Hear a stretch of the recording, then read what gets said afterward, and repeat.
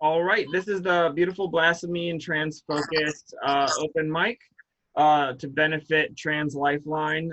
They are a crisis hotline staffed by trans people. Um, yeah, they need the money, so we're doing this. And also, this is just fun.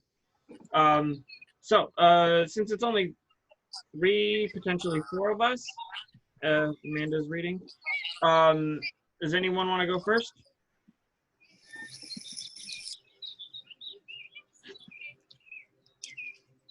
Don't all volunteer at once. I'll do it. All right, yeah, break the ice. I'll read some stuff. Alrighty. All I ask is everyone who doesn't read, mute. Like yeah, that would be great. Okay, but first, before you do that, before you mute, tell me if I should read a poem that's going to be in the TransFocus book or a poem that isn't. I don't know what Rory's intentions were. I mean, I was just asking for your, like just. Oh, I have no say in what goes in that book or what doesn't, so wouldn't matter either way. Okay, all right, but which one first? Okay, yeah, just do the one that's going to be in the book first. Okay. Yeah, sorry. All right, now I'm ready. Okay.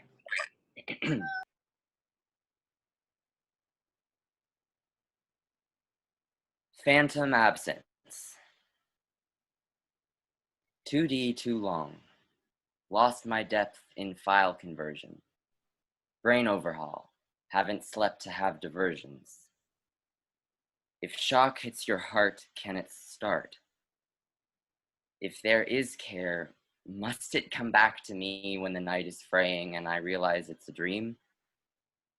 How stone or soft fantasies can become when sinking in, drowning in love alongside emptiness. I love alongside emptiness.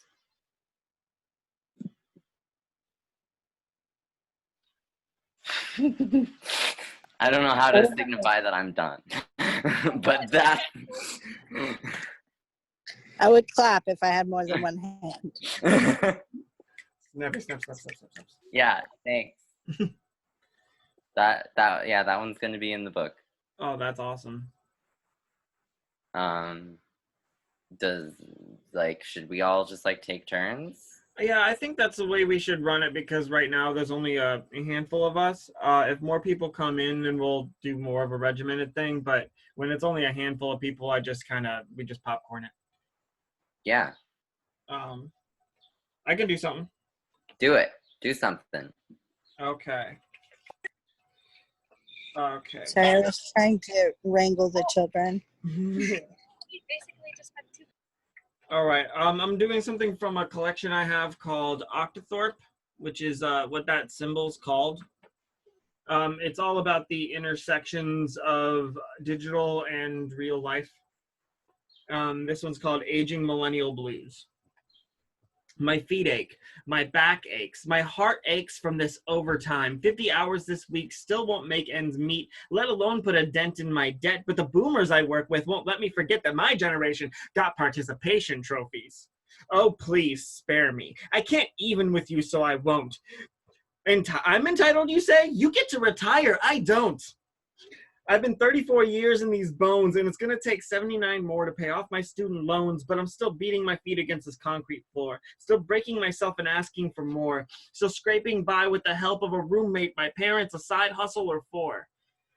But I'm getting too old for all this running around. I can't play. Shit's different now. I don't even know the game anymore. I mean, people selling shit over Facebook now. What happened to eBay?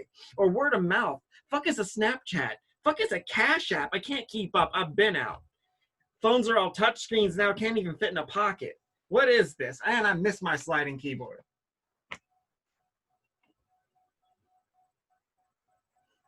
Okay, wait. Hold on. Where is it? I also miss my slide out keyboard. I was just thinking about that. I literally kept my old fucking phone with a slide out keyboard. My old Samsung slide out keyboard, fucking QWERTY bullshit. because I loved it so much. I had the lime green one. I love that shit. Yeah, no, me too. I had that. Where the fuck is it? I probably Silver and lime green. Yes. It was Oh, that's silver and awesome. lime green, and it was it's the one that slides out to the side, like not to the bottom, so that it's like a long keyboard, and you hold it like a sidekick, but it's just like a phone. I fucking loved it. Like literally, that phone was my life. I always joke about being a cranky old man. Welcome to the open mic. Hello. Hi, Vicky. Oh. I don't think we can hear you, Vicky. Oh, we can't hear you. She's not muted, but she might be having some issues with the technology. It happens.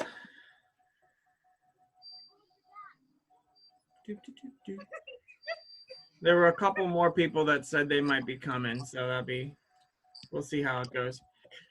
But yeah, like I miss my sliding keyboard. That's what spurred that poem. And it's a great fucking poem. I liked that a lot. Oh, thank you. It was pretty good. Totally relatable. I like how they still talk about us in the media like we're children. Like yeah, that was kind of a Yeah. That was the like literally like the youngest millennial, and I'm turning 26 this year. I saw this thing on Facebook and it was amazing, and it was the song "We Didn't Start the Fire" by Billy. So it was "We Didn't Start the Fire," but it was all things that millennials have so-called destroyed.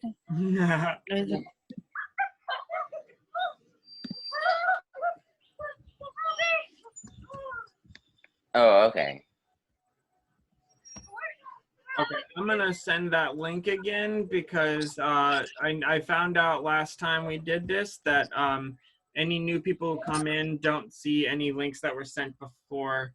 So what I posted there, Vicky, is the link to give to TransFocus's the Trans Lifeline link for donating.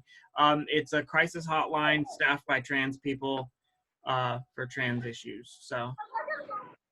Can you plug the anthology? Do you have the knowledge?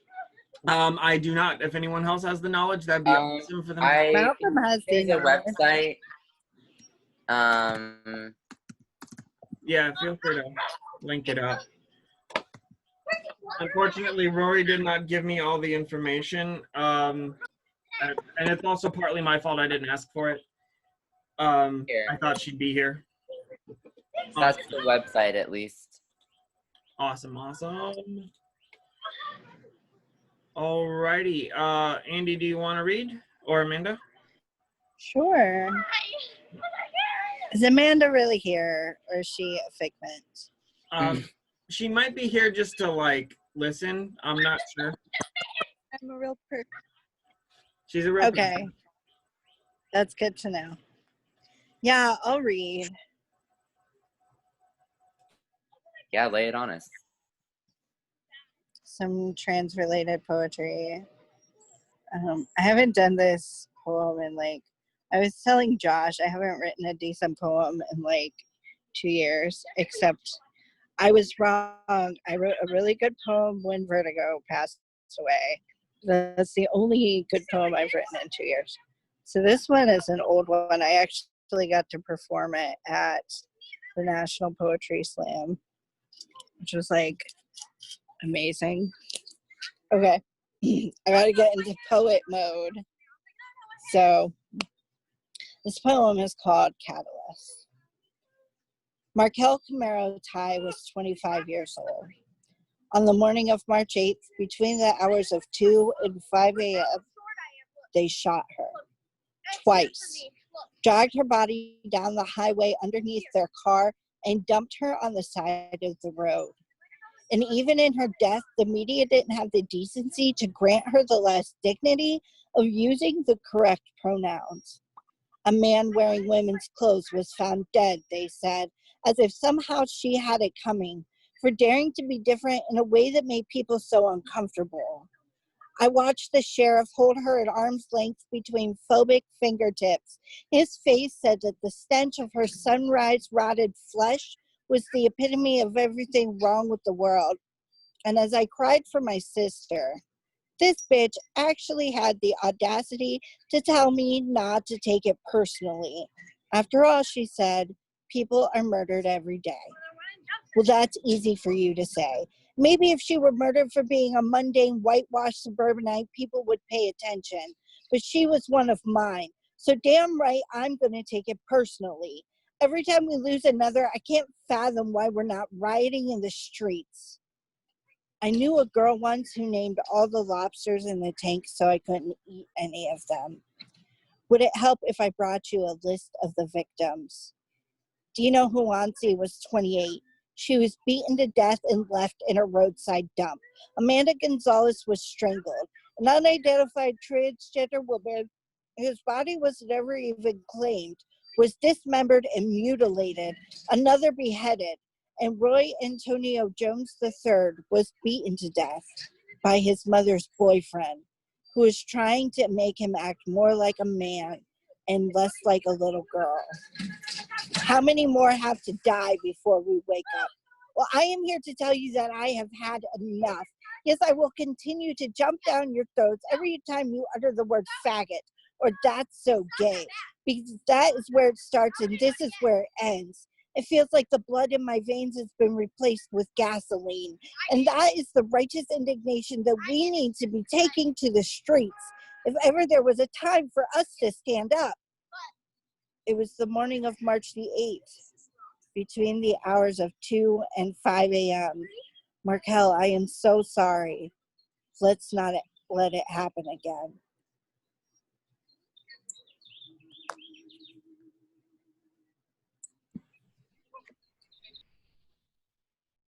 Wow. Yeah.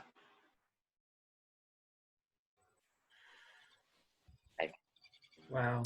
Clapping doesn't like have the same effect over video, but like Good stop.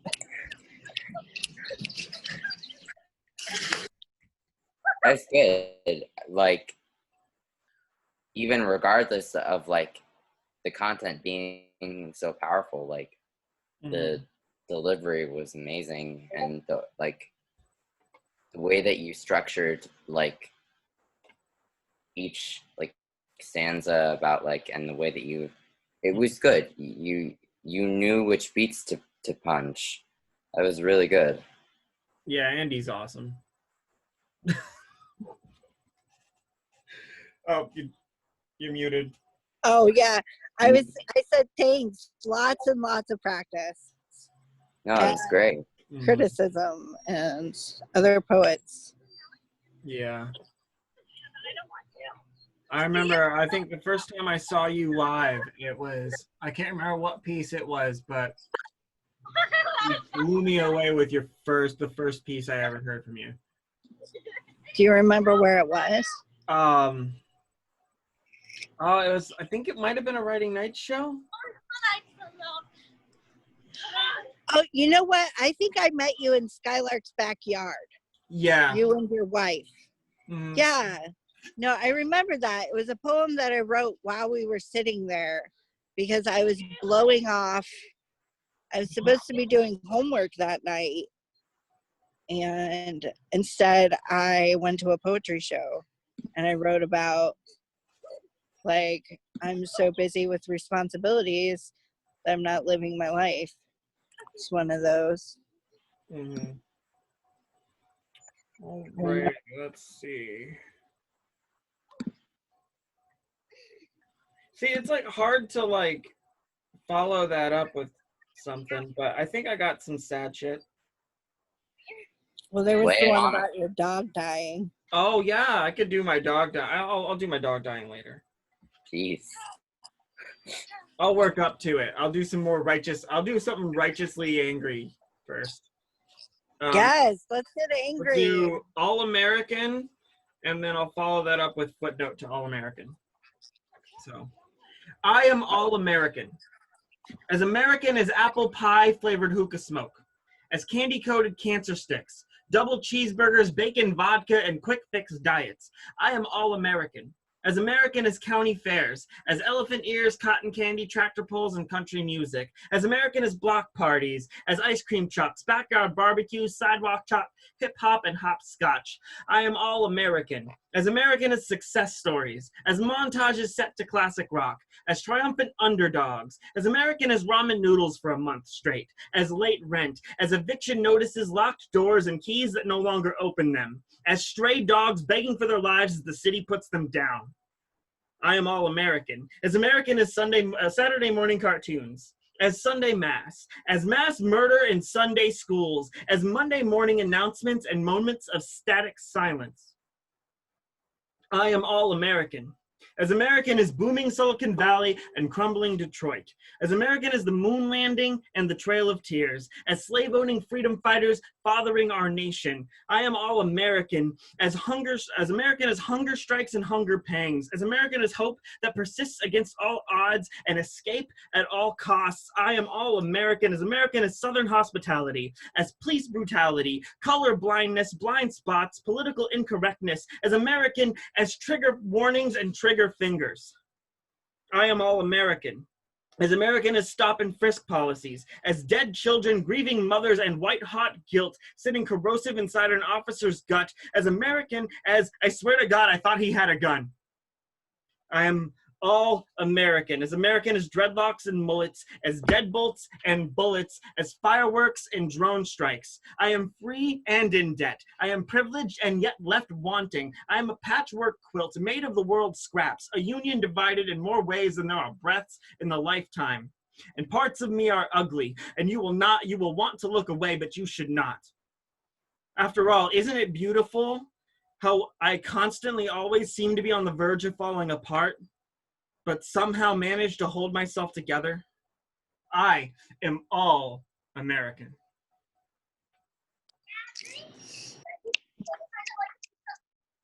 That was amazing.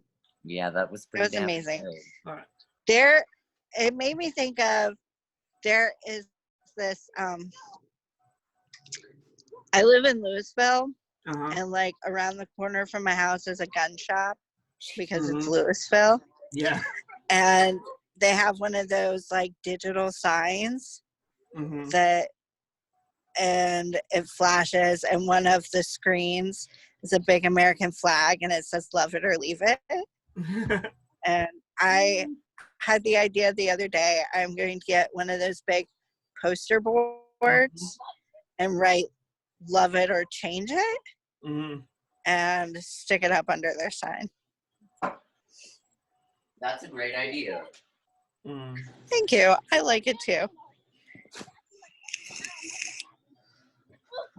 Is it my turn to get angry? Yes, get angry, Get Malcolm. angry. Okay. First, I was depressed, and now I'm angry. Awesome. Okay. Here I go. Oh, hey, this is my cat. All right.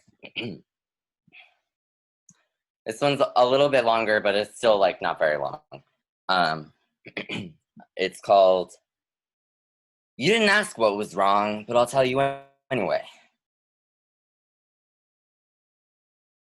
This is the last time I curl over and die. Back against door frame, bend knees, slide. Automatic reboot, yeah. Like I always do, I'll handle it. I'll rub my fingers raw. Haven't you heard about my temporomandibular jaw? My neighbors must know me better than anyone who knows my name. My reputation precedes me. I walk backwards. I look you straight in the gut. I play me like a game. How naive you must be to think anyone could be this strong, could live this long in a cheap suit 2 sizes too small. There is no reason to keep lifting my feet. You guilt me when I'm awake all night. You berate me when I sleep. This is not what I am. Taxes, bills, obtainability, alarm clocks, listening to the story about innocent bystanders killed because I forgot to vote as soon as I turned 18. Because my teacher is indoctrinated with statist bullshit and I have to sit down, shut up, and be quiet because someone stole a piece of cardboard that I paid $50 for. Because it really is that simple. It really is that bad. This thing. This is not what I am. This assembly line, this mutilation, this slaughterhouse, this trap. You said it for me, and I hate you for that.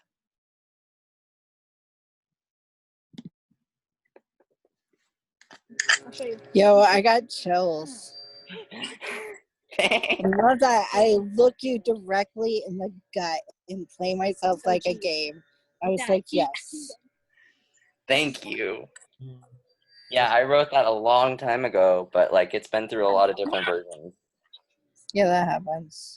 I need to go log in. Unfortunately, the girls are done swimming, so We're I not have done to swimming, we're go making- take care of the children. All So right. I Thank you must so much for coming. bid you adieu. All right. Thank you. Thanks for having you, Andy. Thanks. You Thanks guys for are fab. coming. It was nice to meet you. It was nice to meet you too. Oh, Josh, Yes. can you hook me in here? Hold on. I'm gonna add my name on Facebook to the chat so that you can add me, and I'll give you that Los Angeles poem. Yeah, no, definitely. I'd love to see it.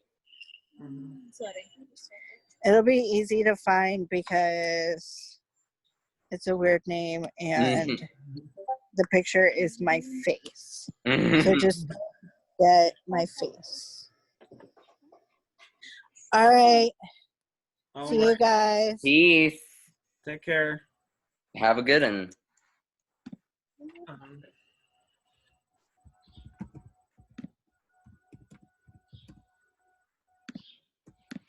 Damn.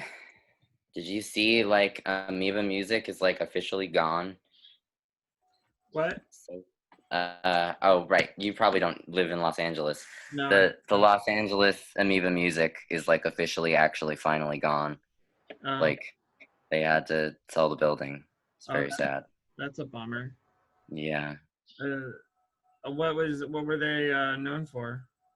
Oh, like they're like one of the oldest like record and Okay. CD stores like in all of California. Oh wow, that's yeah. Was it because having to be shut down? It was that on top of them like suffering for years before that, like, which is a bummer. Yeah. So I'm gonna copy her name and give that to you.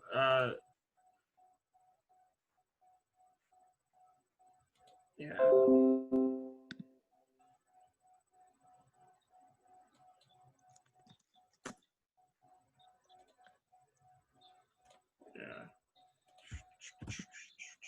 That's her name on Facebook. Oh, cool. Anyways, Thanks. Amanda, did you have anything you wanted to read?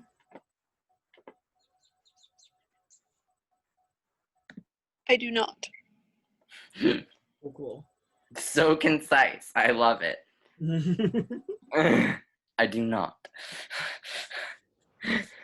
Alrighty. I'm kind of holding out hope that we get a couple more people and like a second wind in this next hour. So I'm gonna read like one or two just to kind of like fill some space. Cool.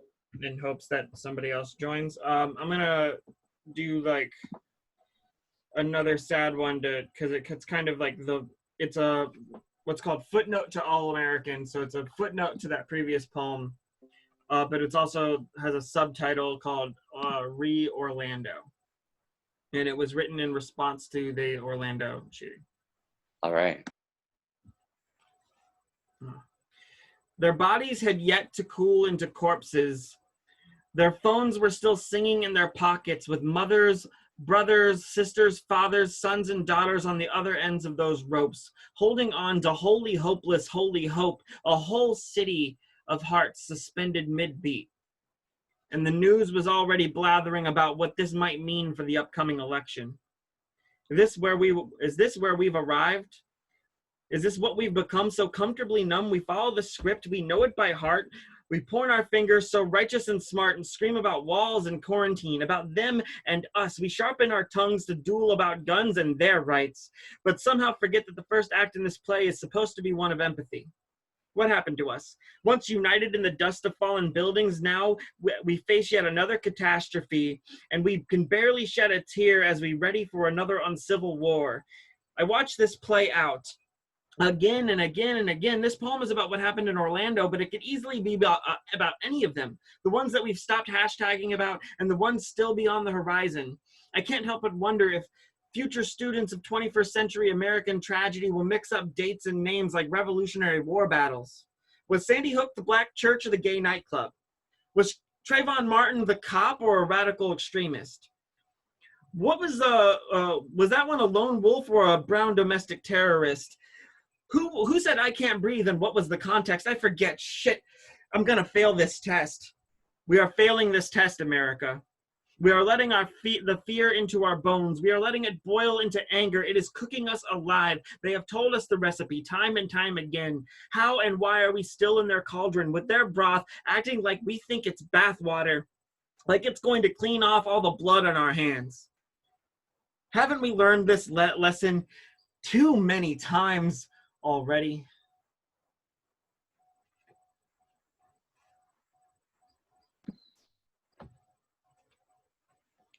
You're sure as hell not wrong. This is the correct response. Yeah. It's messed up because like that line where like, who said I can't breathe and what was the context? That was about one person at that point. But now I can at least point to 2 or 3 different people that could have been about. Yeah. Yeah.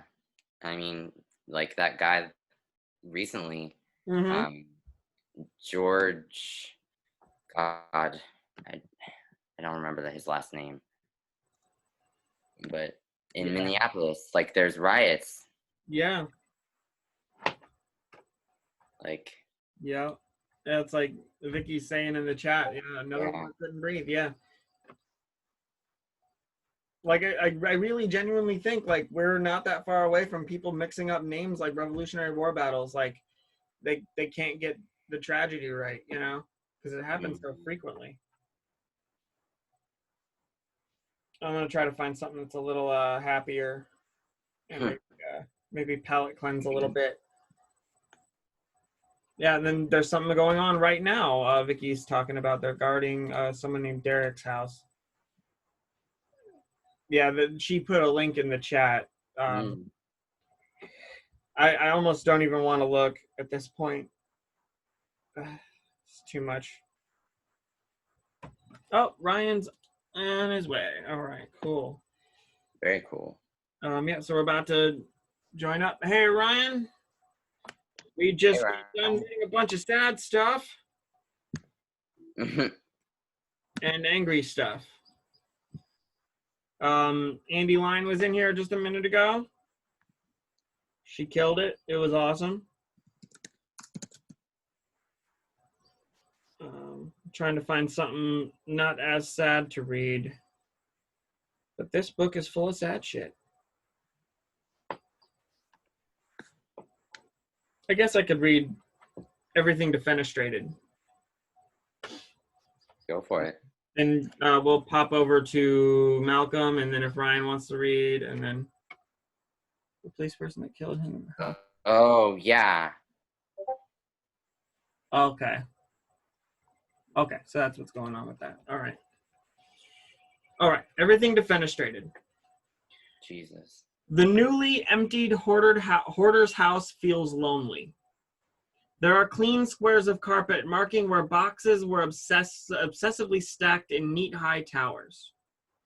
The backyard is full of rain-ruined childhood keepsakes, blurred Polaroids of ghosts, and way too many boxes of ink-bleeding love letters never sent. Our highways are littered with stories of what could have been, shattered on the cruel asphalt of this stubborn, perpetual now. We are all victims of nostalgia, cobbling together a makeshift self from what remains of who we were yesterday. But memory is often misremembered, and history is a book with too many missing chapters and unreliable narrators. Despite our best efforts, we are not at all good at keeping things.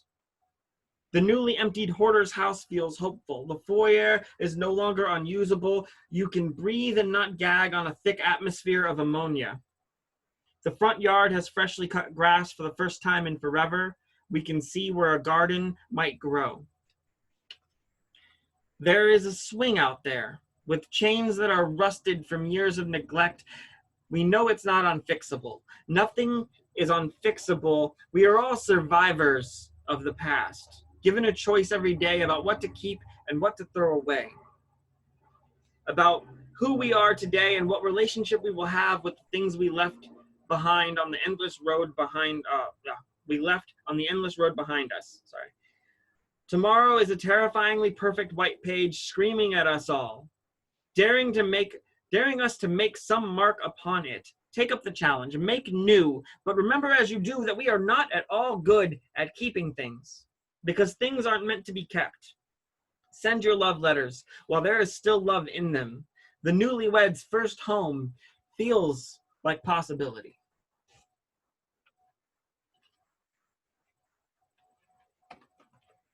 A friend of mine said that sounded like a really happy poem at the end until he realized, after thinking about it, that it meant the hoarder died. Yeah. Oh, Josh, you know what you could follow that up with then, if that's the case? The Fall. Nah, I'm good. But it goes with it now. Mhm. I mean, similar themes. It's one of our like collaborative poems, like one of our kind of jigsaw things. Oh, cute. So inside jokes, I guess. Yeah, a little bit. Okay, so Malcolm, meet Ryan. Hi, Ryan. I'm Ryan. I know you can't see who I am, but that's the point. I'll explain whenever my turn is. Okay. Ryan is my partner in Beautiful Blasphemy. We make chapbooks for people, like mini chapbooks. Pretty much for anyone who asks, just kind of like a pirate publishing kind of thing we do. And we also host these open mics.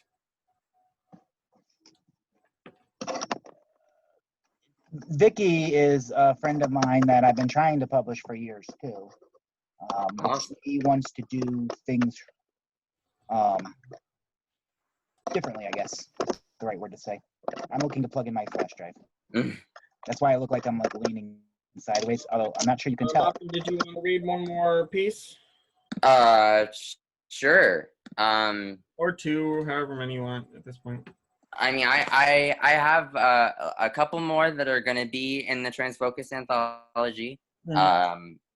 And then I have one more that I wrote really recently that I'm actually super proud of. Awesome.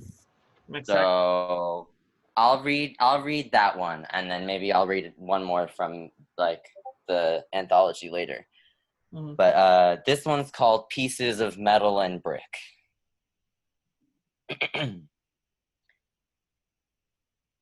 Pieces of metal and brick. Signal connects, then becomes static. Pressed into coffins, burning iron, flesh rips. A tighter grasp than life's jaws, your nails or my fist. I swore an oath, my life is yours. I'll fall upon 1,000 swords, dig grave after grave to be closer with your corpse.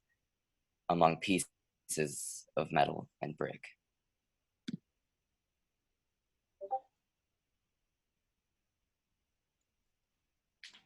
Nice. It's about denial.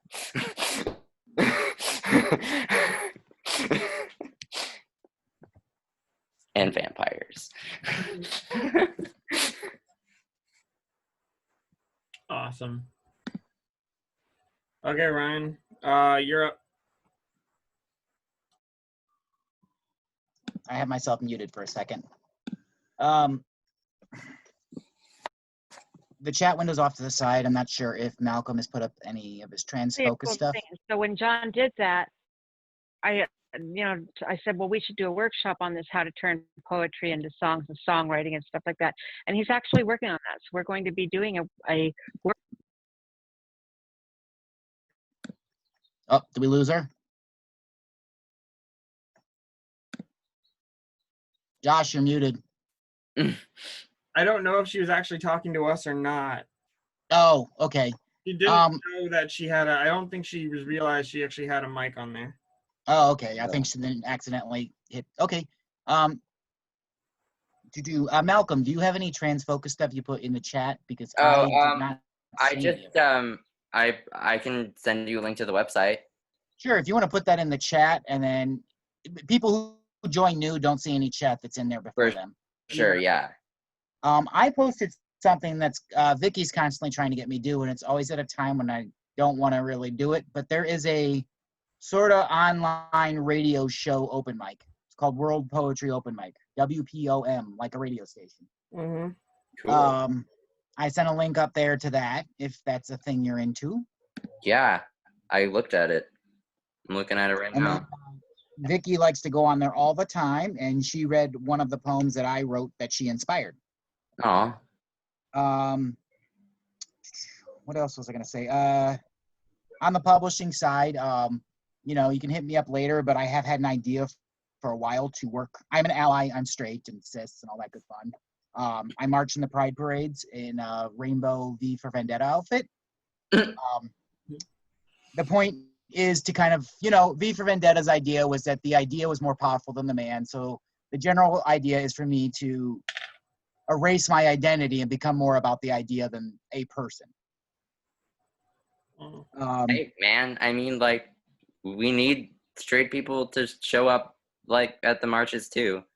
So a little while ago, I've had an idea with some friends. Some of my trans friends used to host an open mic themselves at Lake County's only gay bar, which I do not believe is open anymore.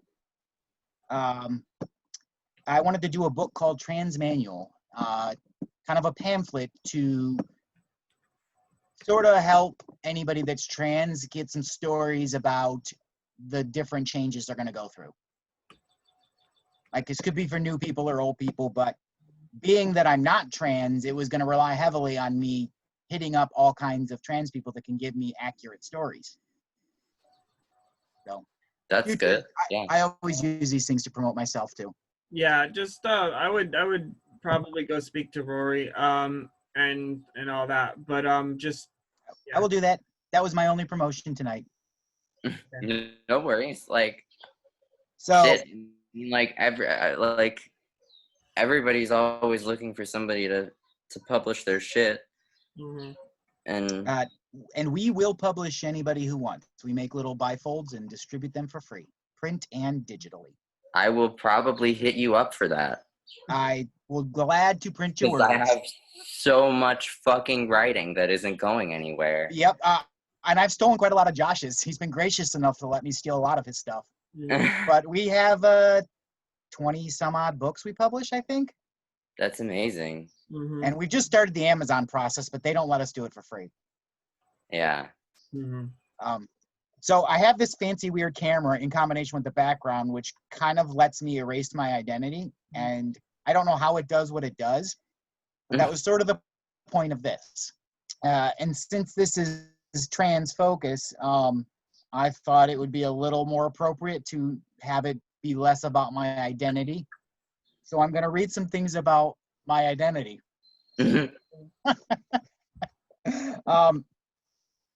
Josh kind of hates this because I'm not going to read the full 6-page version. But if I have multiple turns, basically what I'm just going to do is read bits and pieces of excerpts because the full piece is a little exhausting. It's better in print than it is performed. It's called Who Am I? I am a boy and a man. I am a son, a brother, a cousin, a nephew, and a grandchild. I was a boyfriend, a fiance, a husband, and an in-law.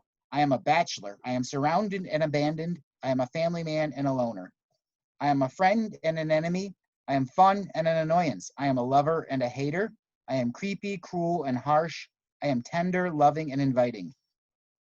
I am a painter, sculptor, graphic designer, fashion designer, kit basher, customizer, crafter. I am a reader, a writer, and a poet. I compose symphonies of visual and intangible imagery. I bring form to thought. I destroy, I create. I am an artist. I am a techie, an electronic junkie. I am cutting edge and old school, digitally signed and sealed. I am analog and obsolete. I am an adrenaline junkie. I can chill, maybe slow, but never relax. I have philosophies and ideas, but no religion. I have desecrated and blasphemed, prayed and praised. I have lusted, envied, and coveted. I am guilty and innocent, pure and soiled, good and bad. I have been abroad. I have been nowhere. I have drifted. I have settled. I have led and been led. I have been in and out, here and there, around and AWOL, on the run and trapped, but not everywhere. I have fought and fled. I have quit. I have endured. I am a winner and a loser, a champ and a chump. I have bled. I have healed. I have been abused and neglected, coddled and protected. I have been kissed and punched, hunted, wanted, and arrested, ignored, overlooked, and invisible. I have loved and lost, lived and learned. I am a soldier of misfortune and opportunity. So that's where I'm going to leave the excerpts on that one for now. Just going to kind of give bits and pieces. It's a long piece kind of about all the different things that a single person could be in those contradictions. But I'm going to end with just another short little identity excerpt. It's about that character I told you about that I march at in the parades. It's just one little stanza. Blog Talk Radio. I am the anonymous ally. Taste me with all the colors of the rainbow. I am not gay, straight, bi, or trans. I am just the idea that we are all human. And that's where I'll leave you for now. And I'll give you a bit more if I get a second round. I super feel that. Yeah. I did tease earlier that I would read a poem about my dead dog. Oh, that guy. Yeah, please do. I don't know if I want to, but yeah, I guess. It's still kind of raw and recent, so. This is a piece called Turning Off the Lights at the End of a Very, Very Hard Day.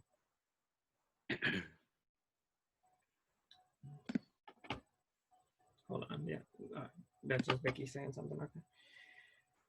You were everywhere in this house. There is not a room you didn't touch. There is no, and thus there is no place in this 6-bedroom mausoleum to hide from the silent echo you left behind. I never realized how much the leaky faucet sounds like you drinking from your water bowl. How much a pile of dirty laundry looks like you laying on the bedroom floor, waiting for me to wake up and take you for your morning walk. How incomplete that bedtime feels now that you aren't there to herd us up the stairs with your impatient grumbling. I never realized how quickly and completely you would steal our heart and make our home your home. How abruptly our time together would come to an end. And yet, now I feel and hear your absence in every place you should be. And everyone tells me we did all we could. We gave you a good life, and I know we did, but knowing that doesn't bring you back or make up for the fact that it was just too short. That as much as memories hurt, I will always be haunted by the ghost of a future so cruelly taken from you. A sweet little girl didn't even get to see.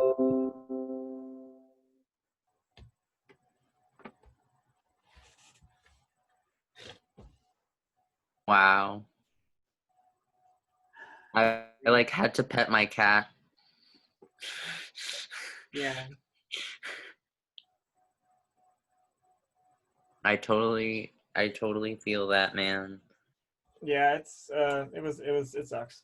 She started having seizures, and they just we took her to the doctor, got her on some meds, but that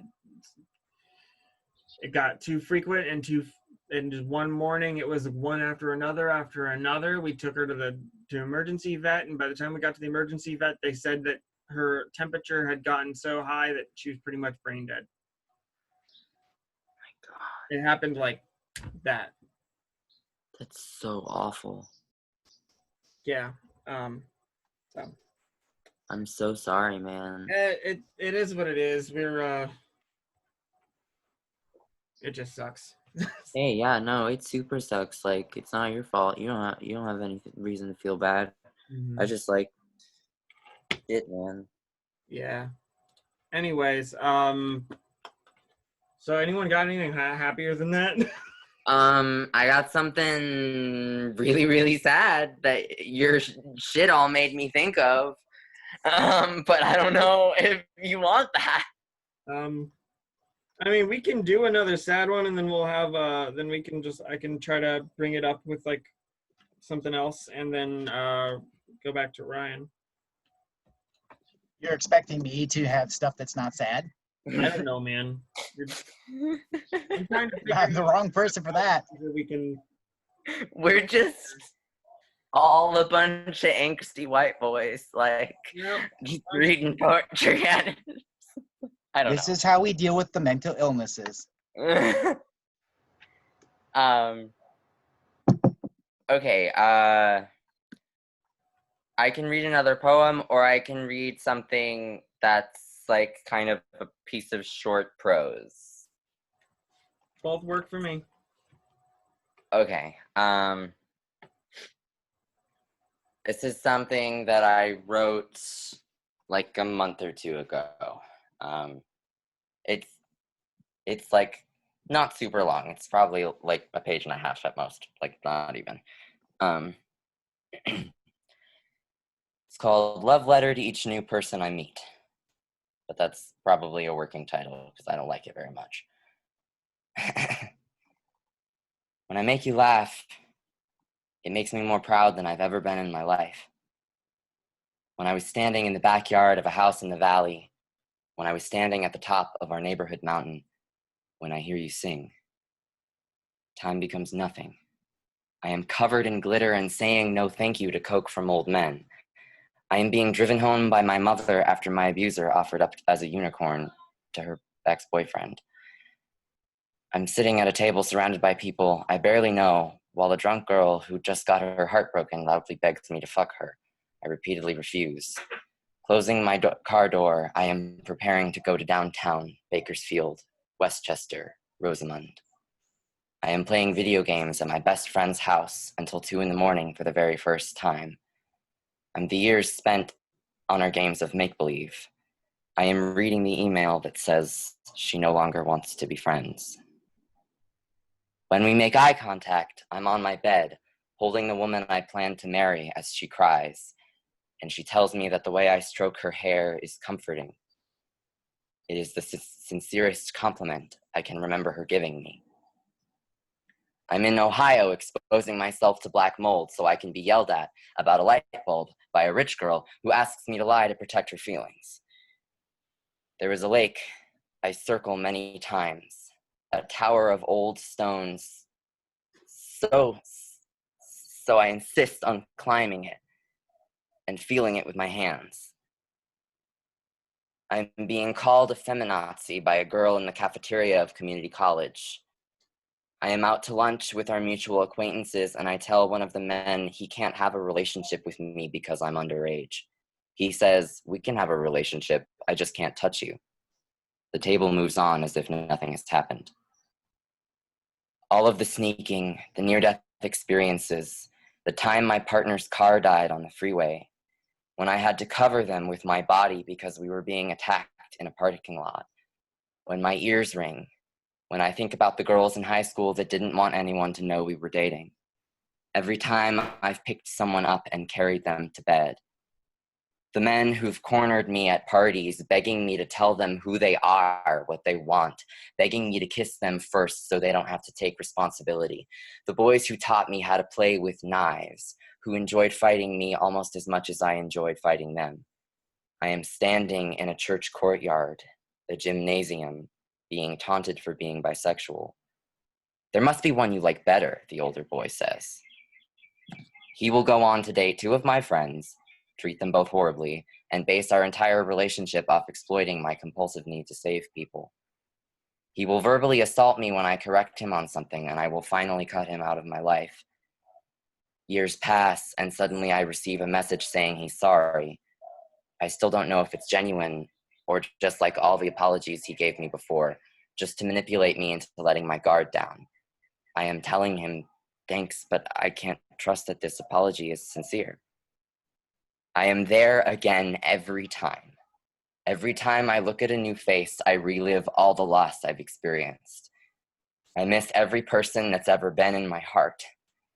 I bring every moment I've ever felt into the present. I am every version of myself. I am every love I've ever loved. Each betrayal aches anew. I remind myself how many of my relationships have been simple exploitation. I experience all over again how terribly I've allowed myself to be treated. I remind myself how desperate I am for affection, how truly lonely I am and always have been, how far I will go, how much I will sacrifice when I love someone. I close my car door, I put on my headphones, I smile, I laugh. I stand quivering with the potential of losing you. The salt piles up inside my lungs, and I wonder if I am cursed. I close my car door, I turn up the music, I raise my drink, I begin to dance. I sway closer to you. I want to know more than anything what it was that made you laugh, that made you look at me. I want you to tell me what it was about this song that made you dance. I ask you to ramble about your current obsession. I implore you to hold eye contact. I beg you to let me catch you when you trip. I confess that I really need to get some sense of adventure back, but I'm not sure how to do that without hurting myself, without feeding into the negative cycle. It's the middle of the night, and I'm standing on the roof of an industrial building with a bunch of kids I just met, one of whom becomes a boy I date. All he does is lie to me and give me things. A few years later, after we're no longer speaking, I find out he stabbed another kid over drugs. It's the middle of the night, and I'm hiding in the bed of a man who knew me when I was 8 years old. He slips out to make sure his father hasn't woken up. Closing my car door, I am driving to Ventura, San Bernardino, Tustin. I am in an underground mall rented out for a rave by a group of middle-aged men who've been throwing less than legal events since I was born and trying to get in my pants since we met. I end up in a random conversation with a candy kid. I talk with him about how I'm disappointed in the selfish behavior I've seen people exhibit in a community that advertises love and acceptance. He smiles bigger than I've seen anyone smile in a long time, takes my hand, and slips a bracelet from his arm onto mine. It reads, Hope. I never see him again, but I still have the bracelet.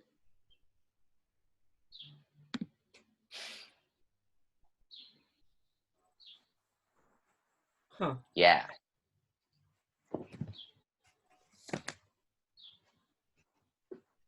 There's a poem about nostalgia, Josh.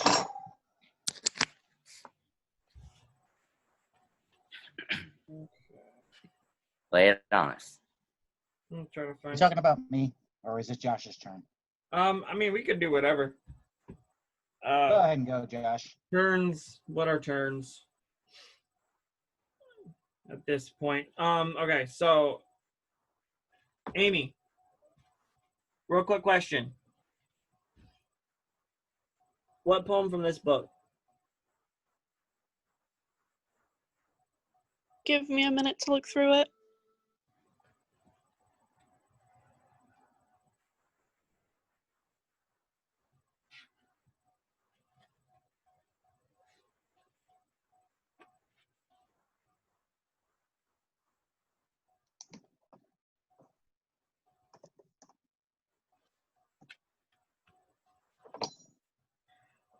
Amanda here designed that cover.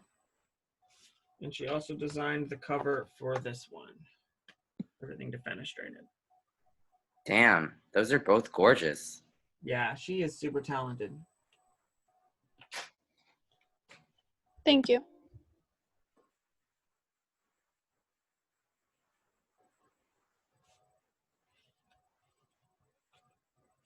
She's pretty much my go-to if I need a book cover or any other kind of art project.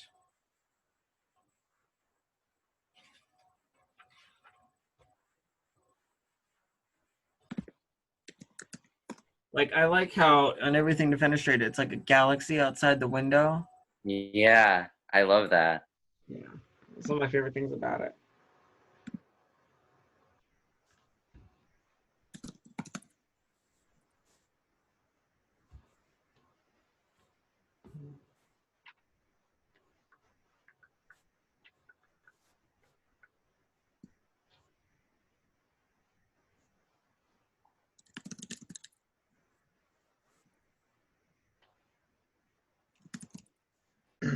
While we're waiting, I don't really know much about Malcolm. Malcolm, you want to give us your little highlights, or have you already done that? I'm just here because I'm getting published in Rory's anthology, and she invited me to do this, and I was like, yeah, I'll come, like, read some shit. Mm-hmm. And I write all kinds of stuff. I've only really like had like a few publications in like really small like college journals and stuff like that. But I've been writing like poetry since I was like 10 years old. And I'm queer as fuck. That's about it. Is there anything else like specifically that I would give in a highlight about me? No, it's pretty like whatever you feel like. If you have any other like things out there you want to mention, you do, or I've been writing poetry since I was 10. Is usually pretty standard for the highlights. Yeah, like I don't really have like anything to advertise currently. I make music also and stuff. I have like a dinky band camp, but like nothing special. Ooh, add me on Facebook and you will see like you will be exposed to my art. Or Instagram. Yeah. I got a couple of people that might be like that. The trans poetry Mike host I mentioned. She does keyboard and piano. And I know the guy that runs Fresh Perspectives, which has a whole lot of queer musicians, but his thing is usually like odd and things you would not expect to be music turned into music. He is a professional composer. Very cool. Neat. I love that shit. So look up Fresh Perspectives. It's usually abbreviated as FP Creative. Sure. And the owner is Devin Hinzo. Yep, good guy. I still want him to try to do something with the hood, but you ready, Josh? I'm just waiting on Amy to let me know what I'm reading. The Wishing Well tattoo. Awesome. Okay. I love that one. The Wishing Well tattoo. There's this tattoo I want to get if I ever get rid of this fear of making decisions. It's this little girl, maybe 7 years old or so. She's holding on to an aged dandelion by its neck. Her eyes are closed but open to a whole other world. She shoots a wish toward it with all the muscles in the body that she doesn't know the names of yet. The seeds are propelled across my back and transform into the shooting stars they always dreamed they'd be. Somewhere below on an otherwise empty beach are a couple of teenagers discovering themselves inside one another. They kiss and tell no one. The blanket promises to keep their secret, and the sand sneaks into places it knows it's unwelcome. They are drunk on the passion of the moment. She's lost in the stars. She wants to gently scoop those lights from the sky and seal them in a mason jar and watch them do their cosmic dance around each other to remind herself of how small she feels under them and how amazing it feels to be everything and nothing at the same time. She holds her breath, closing her eyes and sending up a wish in the music of young lust. Meanwhile, on my rightmost shoulder blade, there's an older man, looking down the wishing well at the two young lovers play, smiling at his memories which like the ink are fading. A wish falls out of his mouth and speeds down into the darkness, bounces off the back of the boy's head, and is gobbled up by the greedy sand.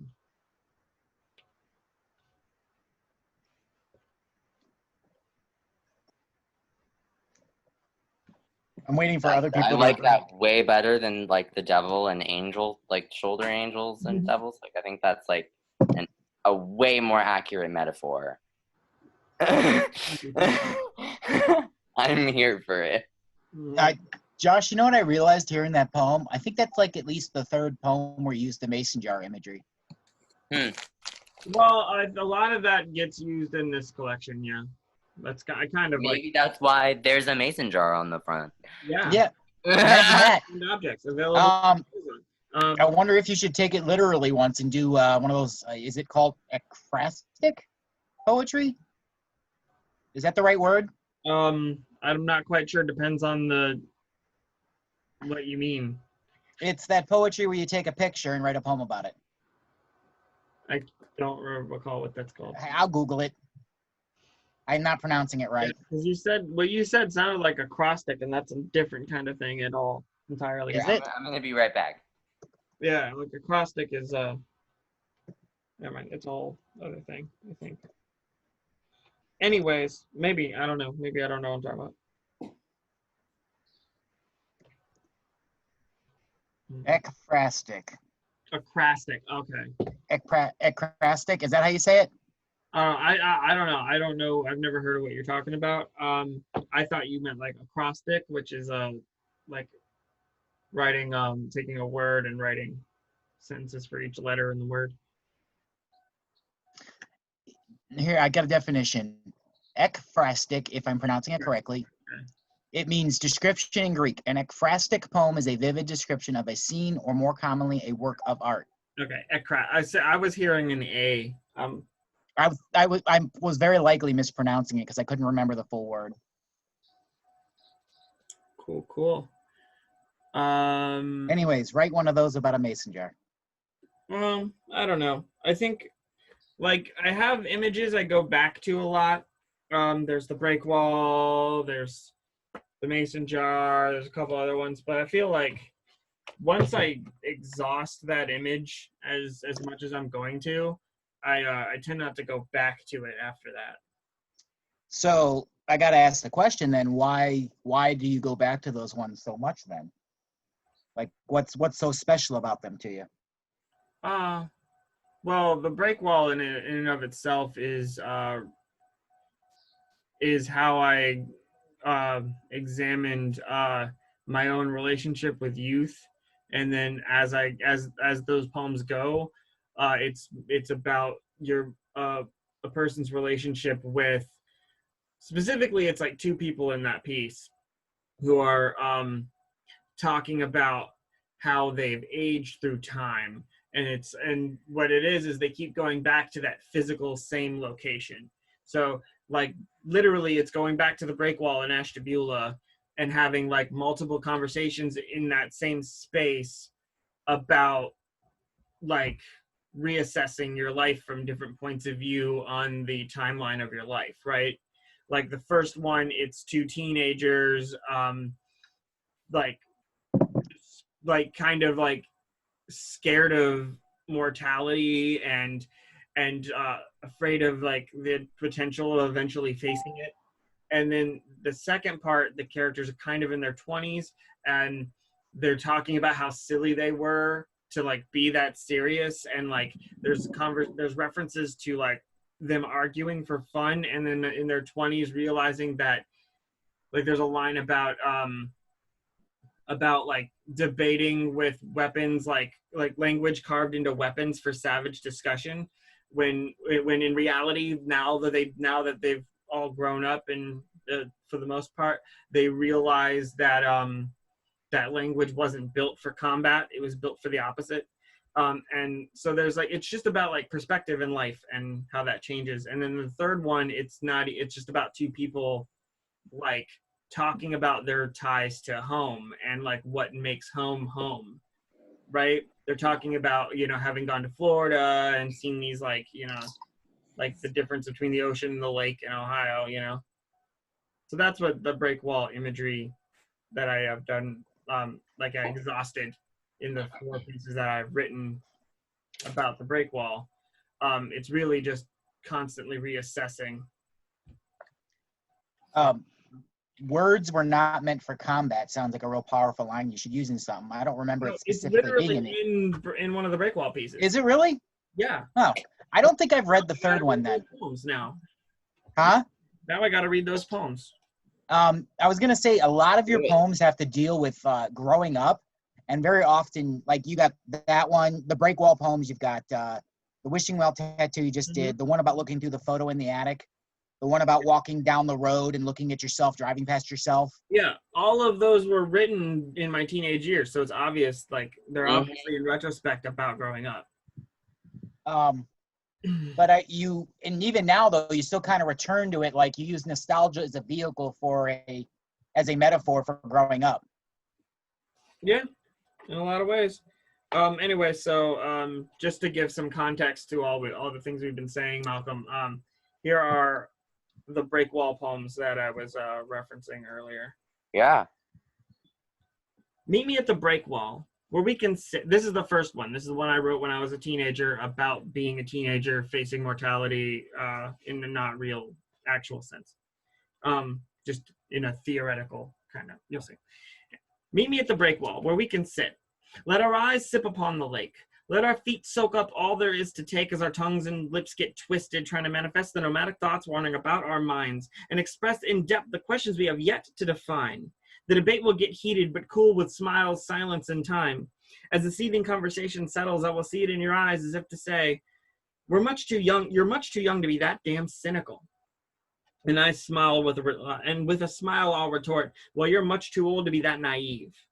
And you'll skip a rock as if to say, promise me this, we don't grow up too fast. Because our youth is something we can never get back. And I'll lower my head. With regret behind my voice, I will say, I wish somebody would have told me this yesterday.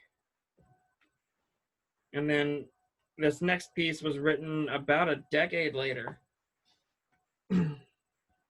Return to the break wall. Meet me once again at the break wall, where we will spend time sitting, reminiscing about time spent wishing on a sinking star for more time to spend. Let's go fishing for ourselves in snapshots of past lives and see if we can find in this murky water of nostalgia some kind of definition. We'll quest forth, finding more questions than answers and accepting them with a peaceful resignation we could have never had in our raging youth. I talk about how we used to debate with our words carved into primitive weapons for savage discussion, to win arguments with each other, doing battle for days, not realizing that language had not evolved for the purpose of combat, but rather the opposite. We'd watch the waves wash ashore all the places and people we've been. All the bits and pieces of past tragedies will lay before us like a 1,000-year-old shipwreck. And we'll laugh together, the way you do when you see a heavy black cloud storming off toward a distant somewhere, and the cloud seems smaller somehow, less frightening.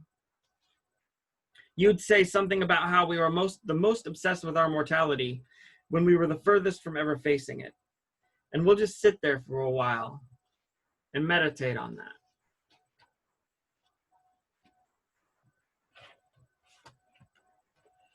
And then there's one more break wall piece that's kind of like the end cap. Like, so the first one was written in my teens, the second one was my early 20s, and this one's like my late 20s, early 30s. This one's called Home, aka break wall number 3. Walk with me along the endless break wall as the lake licks lazily at the green-haired stones. And the breeze tussles our hair like a playful ant. See the ceaseless jagged slopes and man-sized gaps between, riddling the path before us, whispering like a dare. Walk with me until we can't even, and then lay with me, oddly angled at the lumpy quilted sky. Hold my hand and tell me all about the ocean and the countless sidewalk lizards of Florida. Yeah, but we got fireflies, I'll say, and the calm, eerie lake. Even though summer falls here and winter comes with a fury, there's just something about home you cannot shake.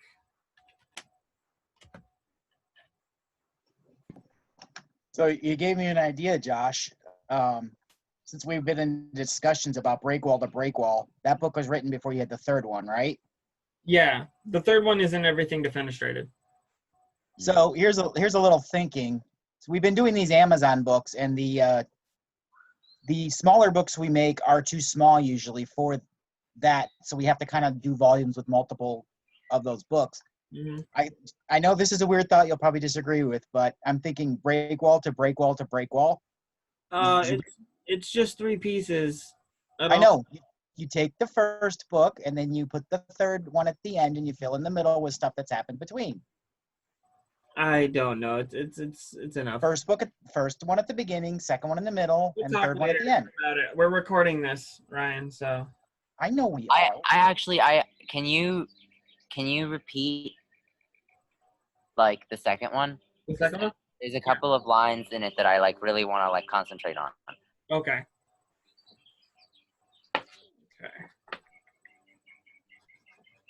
Return to the break wall.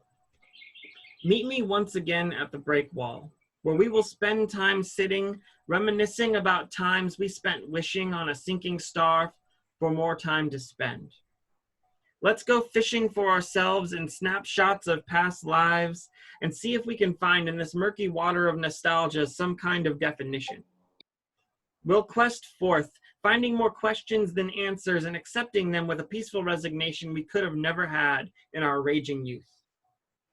I'd talk about how we used to debate with our words carved into primitive weapons for savage discussion, to win arguments with each other, doing battle for days, not realizing that language was evolved not for the purpose of combat, but rather the opposite.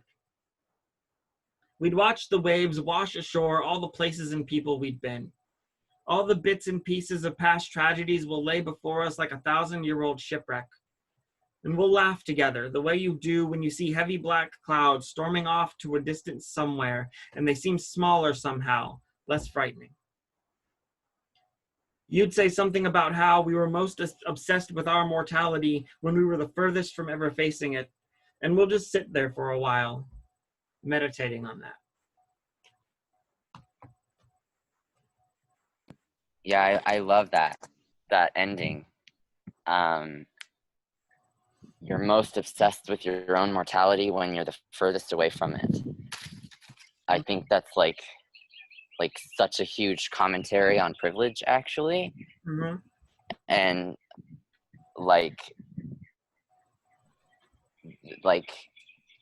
even in like the most like basic breakdown of like youth, like the privilege of youth, and like being like more fascinated by death when it's like a further away like abstract concept, but also like in the terms of like being rich or like being white or being like a man or like any of those things, being straight, blah blah blah, like all of these things contribute to people being more willing to look at like death and destruction as abstract concepts instead of like real things that they have like personal experience with, and how like that creates like how that's reflected in art by people like being more interested in like things that are very shocking and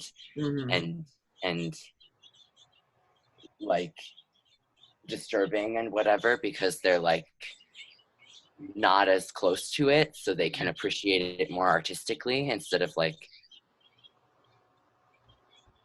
I love that. I think that's such a beautiful and concise way to convey that concept, and I that's my favorite part of the poem. Like, thank you. Thanks. All right, yeah, so those are the break wall pieces that we were referencing earlier, because Ryan was talking about imagery that I keep going back to. I think I'm pretty much like done going back to that well, but The wishing well? no, You need to finish it by getting the tattoo, Josh. I'm gonna, It's the end of the story. It's the coming of age. You've finally been able to make a decision. One of these days. You gotta get there by himself, Ryan. Oh, I know. it makes the poem a lie if I actually ever get it. You're a writer. Everything's a lie. Oof. Them's fighting words. All right. Alrighty. So we are coming up on 10 o'clock. We know we originally billed this as a 3-hour event, but we don't have the people to stretch that. I do have some stuff to read, though.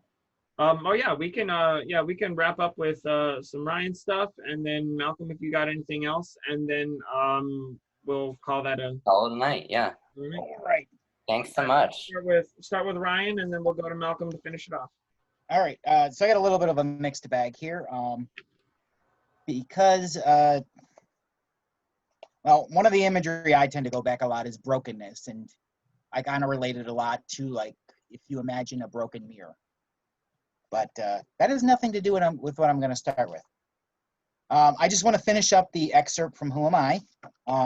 It's not very long what I have left. As I said, the original 6 pages, so I'm not reading all of it.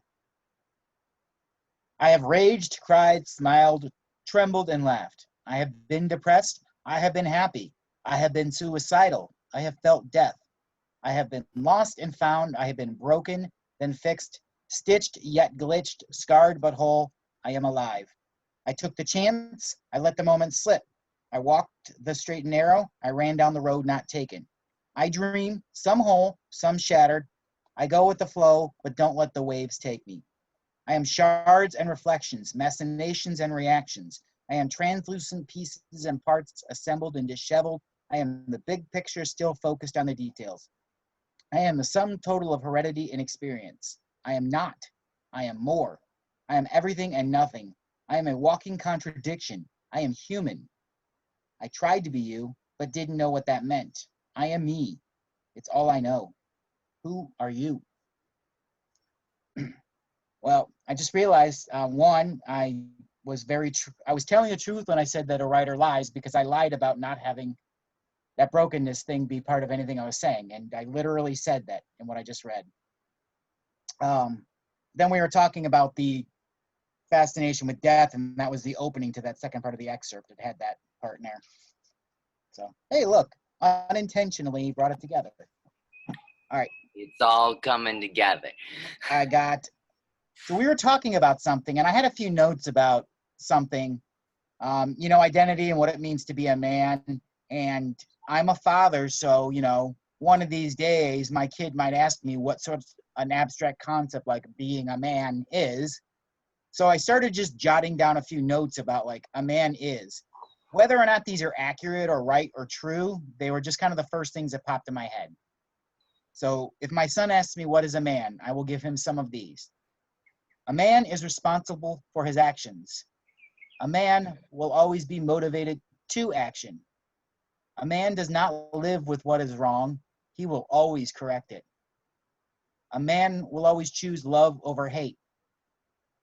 A man will work for what is important, and a man will always say what is important. Now, with those statements, it's very clear I'm not always a man. And now I have some actual poems. I have 2 different jigsaws. Those are where we take poems from lines from other things and cut them up and turn them into something else.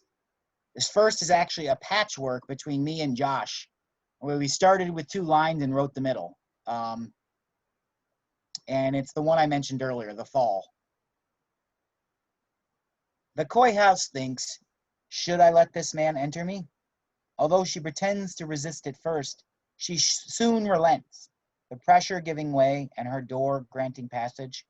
He pledges to give her hardwood floors, to put a swing set in her backyard, the finest dressings on her windows, painting her face, decking her out, to show the world how much he loves her, softly wooing, He promises her a family. She hopes this one will make good as he begins his work. She watches the swell in his young wife's womb, and for a while believes in life again. For the first time in years, she breathes fresh air as they move in their boxes, the melding of their past and her future, an image so bright that she is almost blinded by the light, when one night, the soon-to-be mother misses her first step. At the bottom of the stairs, he finds his world in pieces. As the paramedics pack the body and cart it away, the door closes behind them, and the air grows stagnant. The only boxes he ever unpacks contain spirits. To numb him from the haunting emptiness inside, the past becomes nothing but a footstool, slowly crushed and deformed under his weight.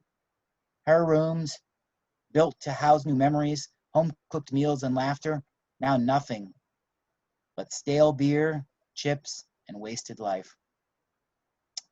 And that was created from 2 prompts at one of our jigsaw workshops at my former house. Only the first and second line were given, and then between me and Josh, we wrote the rest. Wow. I don't lot of what know if we made it fucked up. I have a feeling it was you, but I'm not sure. Well, No, if it's to be fucked up, it's usually my fault. But Josh went with it and worked marvelously.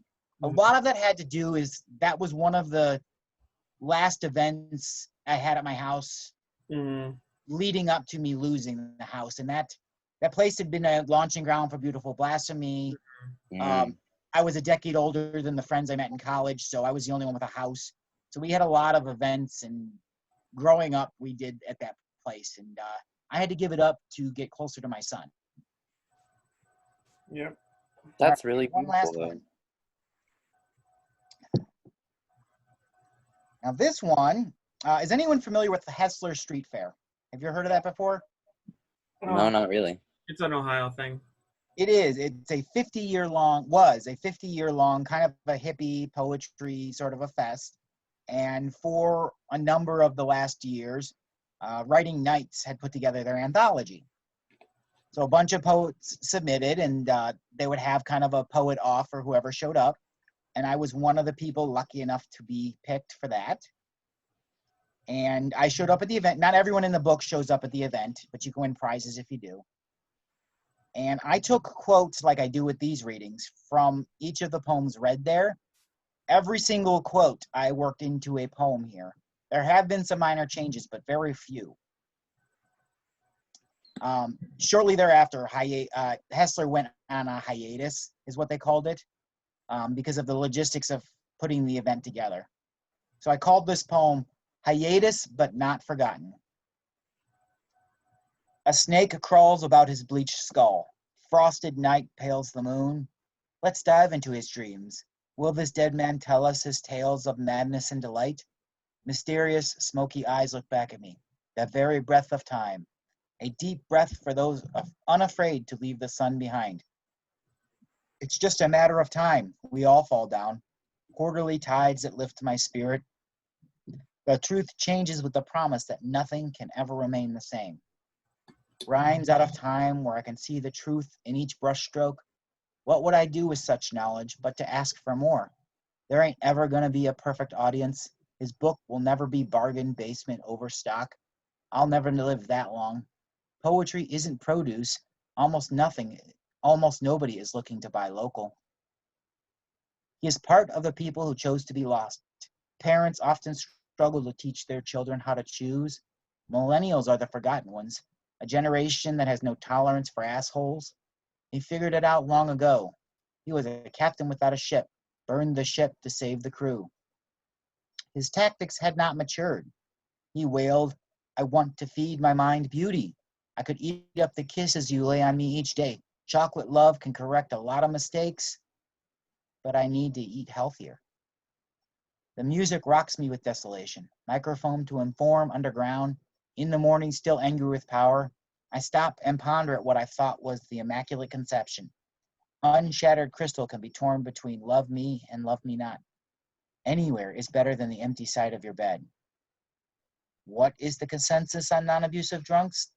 The woman with medicine in her voice, she wanted to heal me. However, he was a dog not easily brought to heel. salt of the earth tastes different than the kind Morton makes. When standing in your sand, I feel glass shards cutting into my feet, punctured with track marks from an older compass, lifting rosebuds through the empty pores, a life made from the finest threads of silk, gossamer quickly torn asunder. I don't want to die at the hands of someone else's creation. I create my own life. Will she bet hers or mine? They call me a murderer, but all I've killed is a lie. Undeterred by my hacking, cutting never worked. They cut her open, replaced broken parts. She lived, in fact she thrived, but I will remain my shape. Burial lands are for the living. The largest human hole ever dug, where she could rust in peace with friends and we could finally let go. There is holiness there in those subtle, dark places. Be bold, she whispered, scribbled on the pages of her soul. Follow your wandering heart. Each aware of the wings blooming bloody and wet from the other's shoulders, flower crowns are essential. Bathing in sweet feral rain, pine sap running through his veins, dining on nature's primal fruits, while we lie among the roots. The change that never came, at least as a zombie, I don't feel my mind rotting. Imagine shitting out bits of dark matter into an open sewer through the center of the city. Our baptism by fire need not be theirs. So there's a whole crew of people that were in that. Myself, Lori Ann Custerbeck, Barbie Minnie, Anita Keys. I should not read everyone. I will not. John Burroughs is even in there. Kat Russell. That's great. Doesn't always make sense. It's a little stream of consciousness, but that's how I put it together. Yeah, no, it's hard to process all at once, but it's like, It's super metaphor heavy. yeah, it's great though. I kind of stole the best metaphors from everyone's work. That's kind of Ryan's thing is taking all the best bits of other people's poems and making things out of them. That's cool. It's like a compilation album. Nice. It's like if I made a song but only took like the key chorus that everyone recognizes and strung them all into one big long dance song. Yeah. That's like you guys know Axis of Awesome? Yes. I do not. What is that? Well, they're an Australian band actually, and the like one of the singers actually like a couple years ago came out as transgender, and it's like she's really cool about it. And like a bit like now she's like a big like queer rights activist, which is like cool. But like they before she came out, they actually had a viral video of like their band called like with their song called The Four Chord Song, which is essentially a parody song of like how like, oh, you guys didn't know that like every top like #1 hit of the past 20 years is the same 4 chords. Let us show you. And like so they just pieced together a bunch of the songs onto the same chords because they all have the same chord progression. And it's great. If you look it up, you'll definitely laugh.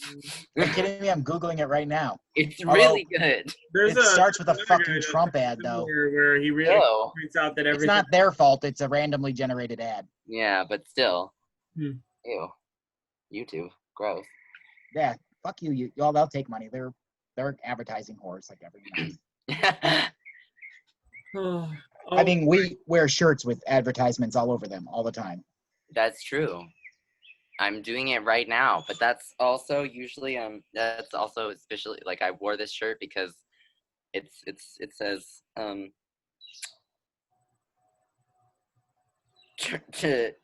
trans unclear, which is an Arriva company, whatever the fuck that is, but I was just like, it's bright green and it says trans on it. I want it. like it's just every time there's a fucking train that's like TransUnion or whatever, and like trans, and I'm like, yeah, the train is trans. Fuck yeah. Alrighty, do you have any more pieces you want to do, Malcolm? I'll just do like one more short one, and then we can call it a day. All right, sounds great.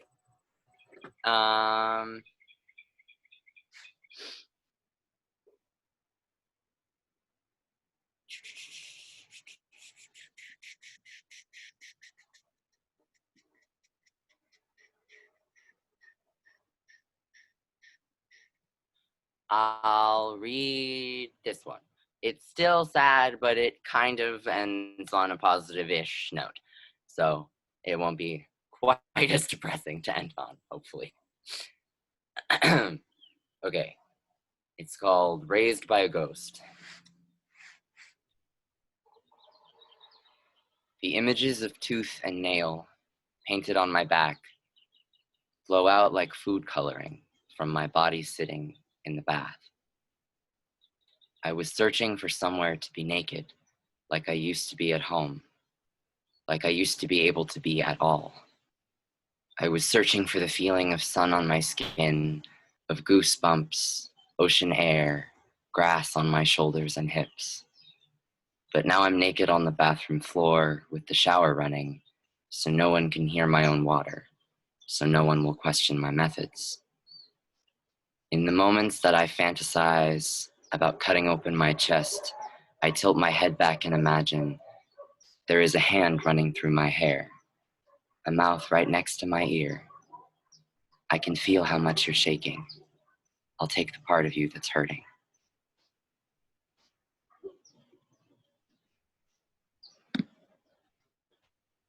The end. Snapping sounds. Okay, this was super fun, guys. Yeah. We're gonna be doing another one next week. Usually this is a bi-weekly thing, but this was like a special thing for Rory. She asked me to, so we did it. When we post this to YouTube, Ryan, actually I'm the one recording it, so I might as well I might just send it to you via Drive. But basically, when we post this to YouTube, we gotta include the link to Trans Lifeline so that people can donate. Okay, yeah, I have the other one actually uploaded, but I haven't put the details on it to make it public yet. I uploaded it and then forgot that it was there. So I need to finish the process so it's public. All right, cool. So all of our previous readings are available online. You'll see a link in the chat window. If you want to contact us for any reason, including publication, there is our Facebook link. And if you know any people that wish to donate to the Patreon, there is no pressure or expectations, but it's there. Nice. Yep. Hell yeah, guys. Yep, awesome, rock on. It was really nice seeing everybody. We had a really cool turnout this time. Andy Line was in earlier doing some really cool stuff. We had Vicky in here listening, Amanda in here listening. It's always nice. Oh, I wish Vicky would have performed. She's pretty amazing. She's got a presence, I'll tell you that. Yeah, I believe it. Alrighty, well, it was great to see you guys. Bye. Bye. Peace out.